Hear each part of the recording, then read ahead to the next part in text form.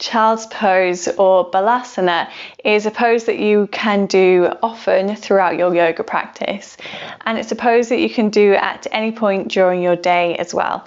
It's not something you need a warm up for, so let's go ahead and get straight into it.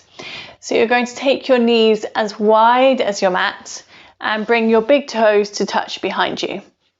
From there, walk your hands out in front of you, stretch your fingertips out on your mat, allow your elbows to soften so your elbows are slightly bent, and then bring your forehead down to the mat as well. Take a full breath in through your nose. And then as you exhale, just squeeze and gently draw your hips back towards your heels. Take a full breath in through your nose.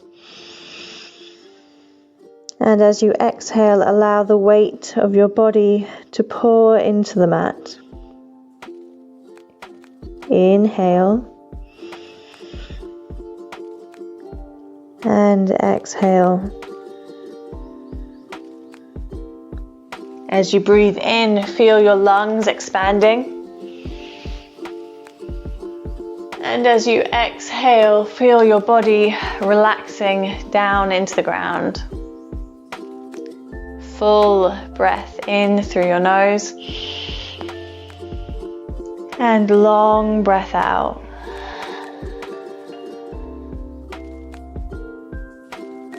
Allow your breath to keep getting longer every time you breathe in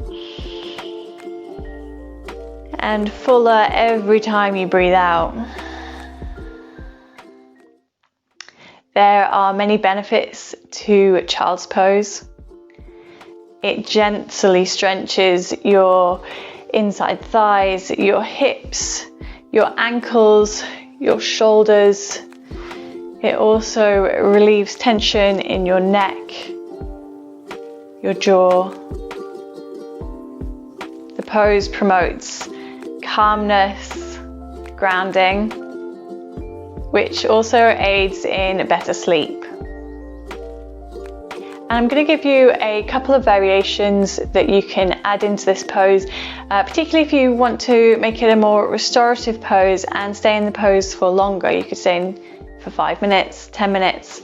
So one thing that I like to do is you can either grab a rolled up blanket or a pillow, and you're going to take it to your hip creases. So if you find that you get compression in your hips, this is a really good one for that.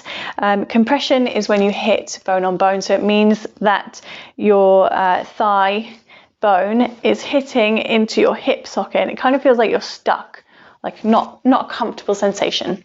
So then you're going to take your blanket or your pillow right to the hip crease, and then take a full breath in, lift up and lengthen, and then exhale and bow forwards, bringing your forehead down to the ground.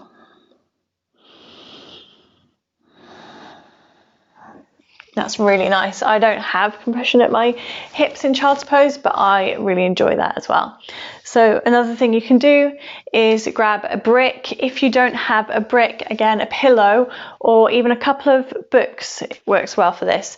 And you're going to take it underneath your forehead.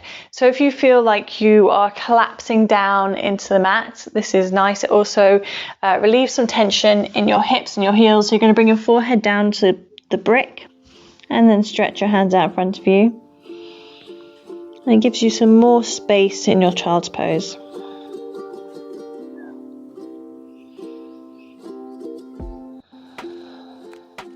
And then the last modification that I'm going to give you today is you are going to either roll up your pillow, your blanket, if it's quite a thick blanket, or if you have a bolster, then that is awesome. You're going to take your bolster and you're going to take your hips, so your hips are now higher and you're resting your belly down on your bolster.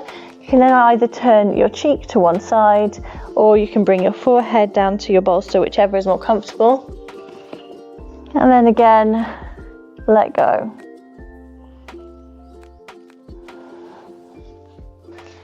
So if at any point during your practice you feel like you need a moment to come back to center, you need a rest, or if at any point you need that during your day as well, then child's pose is the pose for you.